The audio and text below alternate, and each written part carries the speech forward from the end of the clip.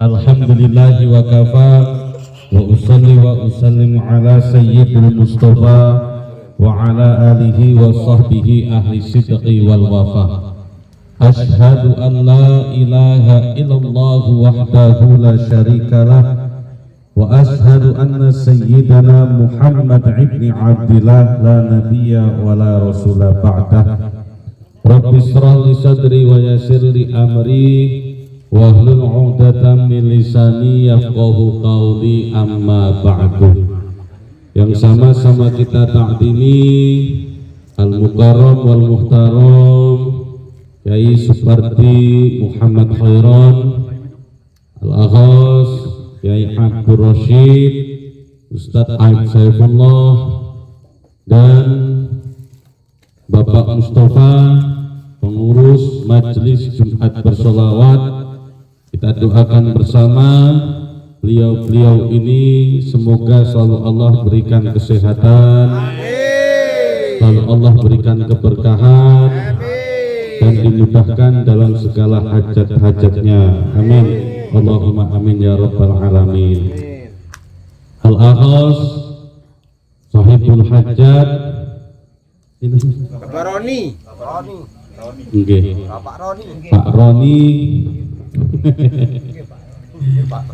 Mudah-mudahan selalu Allah juga berikan kesehatan, dimurahkan rezekinya, dan segala hajatnya dipermudah oleh Allah Subhanahu wa ta'ala. Amin. Allahumma amin ya rabbal alamin. Alhamdulillah, pada malam hari ini kita kembali dipertemukan oleh Allah Subhanahu wa ta'ala, kembali bisa bermuwajahah bil wujuh di tempat yang begitu asri, begitu sejuk. Ini sudah mendung, tempatnya kayak gini, Masya Allah. Ini suasana yang sangat menenteramkan hati. Mudah-mudahan kita semua yang hadir pada kesempatan kali ini selalu mendapatkan ridho dari Allah Subhanahu wa ta'ala. Karena dalam riwayat dikatakan, kam amalin yatasawwaru min amalid dunya, betapa banyak amal yang amal tersebut dianggap sebagai amal dunia, tapi ternyata diridhoi oleh Allah, dan itu menjadi pemberat amal baik kita di akhirat. Yang kita anggap itu bukan ibadah, yang kita anggap itu adalah amalan dunia, tetapi dapat ridho dari Allah, itu jadi syafaat kita di akhirat. Dan kebalikannya, betapa banyak amal ibadah kita yang kita anggap itu amal ibadah akhirat, yang kita anggap itu adalah pahala di hadapan Allah, tapi Allah tidak ridho, Pak.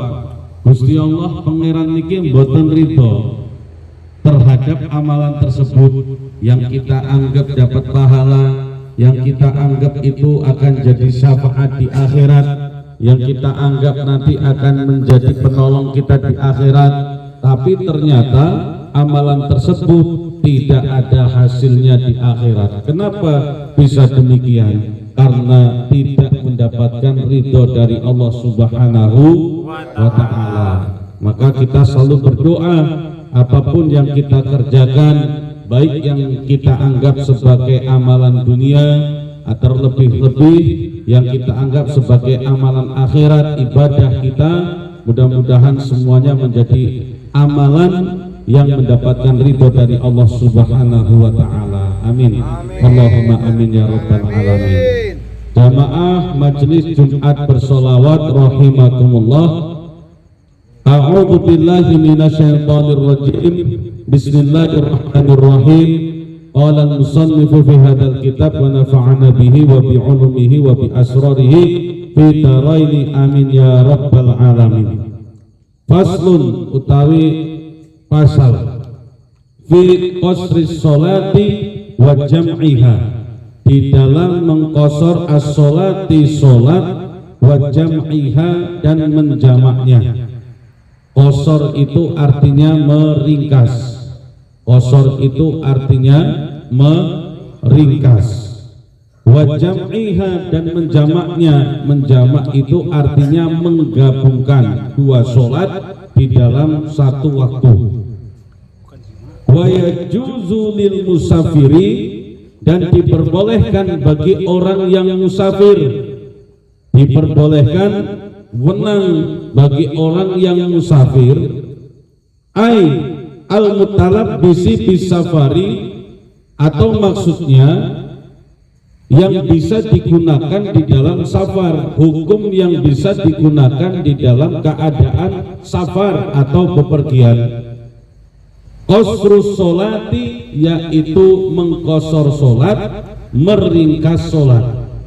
Ini hukum yang bisa digunakan, hukum yang bisa dipakai ketika kita bepergian, ketika kita menjadi seorang musafir. Salah satu hukum yang bisa digunakan adalah qasrus sholat, mengqasar sholat atau meringkas sholat. Ar-rubaiyati, tapi yang boleh diqasar itu adalah sholat ar-rubaiyati, yang jumlah rokaatnya ini 4. Yang boleh diqasar, yang boleh diringkas ini Pak, itu cuman sholat yang jumlah rokaatnya itu namung sekawan. Berarti sholat nopo mawon Pak? Asar. Maghrib betul? Betul. Maghrib pinten rokaat? 3. Oke, alhamdulillah. Terus Isya pinten rokaat? Kawan. Terus subuh?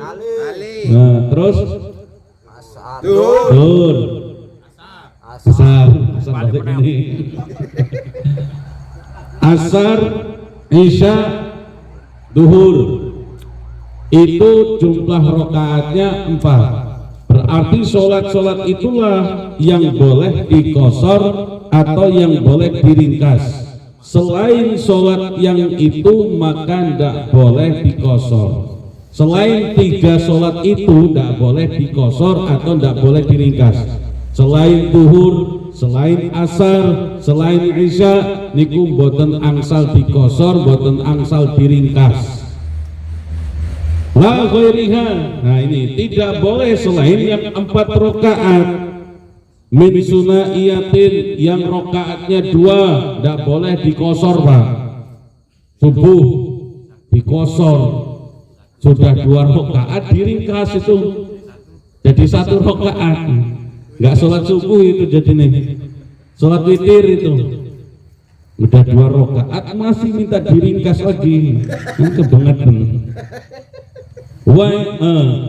Wasula siatin, dan rakaat yang 3 kayak sholat maghrib.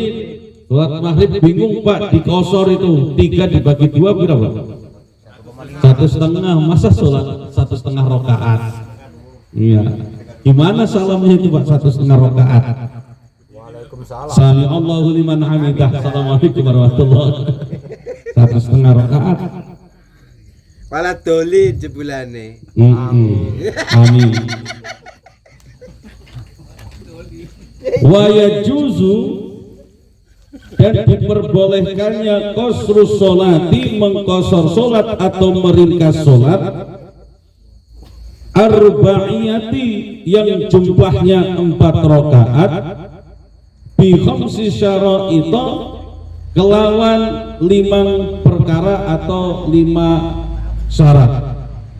Jadi boleh mengqasar sholat kalau memenuhi syarat yang 5 ini. Syaratnya ada 5. Syarat mengqasar sholat ada 5. Jadi boten namung balonku aja yang ada 5, tapi juga mengqasar sholat syaratnya ada 5. Tapi nggak ada yang meletus syarat 5.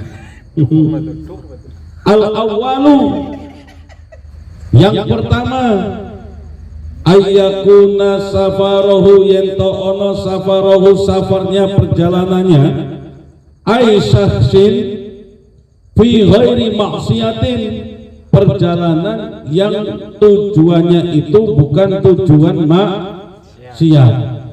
Itu syarat yang pertama, Pak. Syarat yang pertama, orang boleh mengqashar sholat, boleh meringkas sholat kalau perginya itu tujuannya bukan tujuan maksiat. Huwa syamilun lil wajibi, seperti halnya bepergian yang wajib. Ada itu bepergian yang wajib itu ada, Pak. Kayak apa? Contoh kalau di kitab Fathul Qarib ini, kaqadha iddain, seperti perjalanan membayar hutang. Bapak-bapak kada hutang tahu betul, Pak? Ada.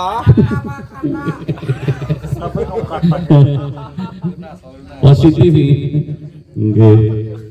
Jadi bayar hutang itu kan wajib. Maka bepergian pergi untuk membayar hutang, maka perjalanan itu menjadi perjalanan yang wajib karena tujuannya itu wajib, karena bayar hutangnya wajib. Maka bepergian membayar hutang itu jadi wajib.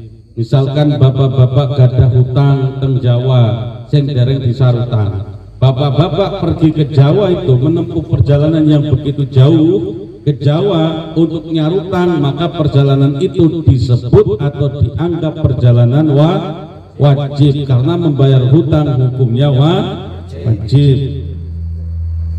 Bapak-bapak kathah diutangi napa mboten, Pak? Utang sing kathah. Utang sing kathah. Sana sing ngutangi ini. Nggih, alhamdulillah. Utang niku turene nambah semangat, Pak. Nggih, nambah semangat aling nyambut damel. Ben semangat, hikmah tambah semangat. Tapi tambah pening juga.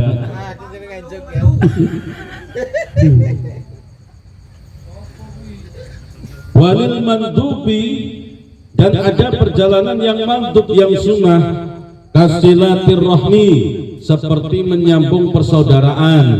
Lah bapak-bapak rawuh wonten dalu punika niki tujuane salah satunggali inggih punika nyambung persaudaraan. Sing empun kalih dinten boten kepanggih, sing pun 3 dinten boten kepanggih, sing pun seminggu boten kepanggih teng mriki dados sederek. Leres napa leres? Alhamdulillah. Kumpul kados niki sing wong boten kenal dados kenal. Leres napa leres? Dados sederek napa dados musuh? Niku silaturahmi kados niku. Perjalanan nyambung silaturahmi niku perjalanan ingkang angsal hadiah pahala, hadiah ganjaran saking Gusti Allah. Dados bapak-bapak medal saking griya, madal saking omah, niat teng mriki salah satunggaling niku nggih silaturahmi, maka perjalanannya itu dapat pahala kesunahan dari Allah Subhanahu wa taala. Nah, jadi perjalanan silaturahmi juga yang diperbolehkan untuk mengqashar salat. Perjalanan bayar utang boleh itu kalau jauh utangnya, qashar salatnya. Perjalanan silaturahmi jauh boleh mengqashar salat. Kalau silaturahmi teng pacar pripun? Mboten semerap. Mboten semerap etok-etok niku.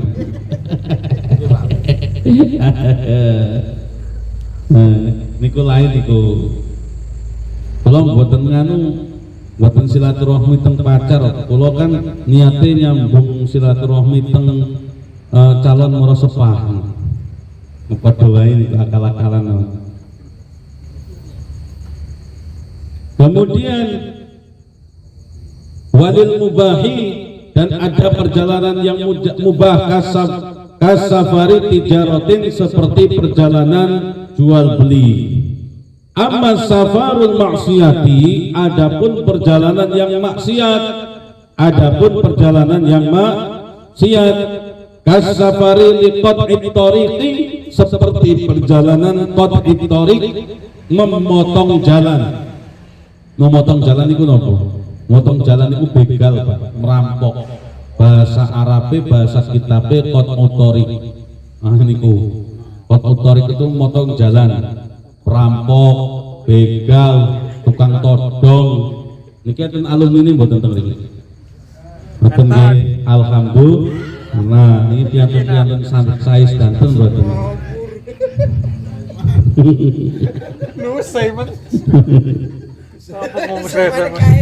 Nah, niki perjalanan maksiat, contohnya ini adalah seperti garong, seperti kok gerandong kan mak lampir, begal, rampok. Nah itu fala yatarokhusu, yang perjalanan seperti ini tidak dapat keringanan. Keringanan untuk apa? Keringanan fihi, di dalamnya biqasrin, untuk meringkas sholat. Perjalanan maksiat apapun tujuannya, kalau tujuannya maksiat maka tidak ada keringanan untuk mengqashar sholat atau meringkas sholat. Qashar itu kan keringanan, qashar itu sedekah dari Allah, namanya rushah. Rushah itu keringanan. Allah kasih sedekah ke hambanya, salah satunya bagi orang yang musafir, orang yang dalam perjalanan, itu dikasih sedekah sama Allah. Salah satunya apa? Mengqashar sholat, meringkas sholat yang 4 rakaat jadi 2 rakaat.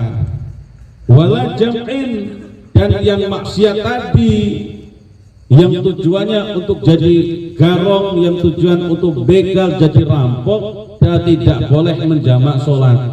Aku nih nak berangkat rampok, aku jamak dulu sholat biar nanti tenang. Waktu ngerampok nggak kebayang-bayang.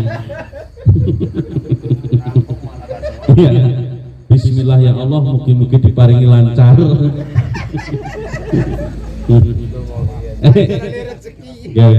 Tenang sal.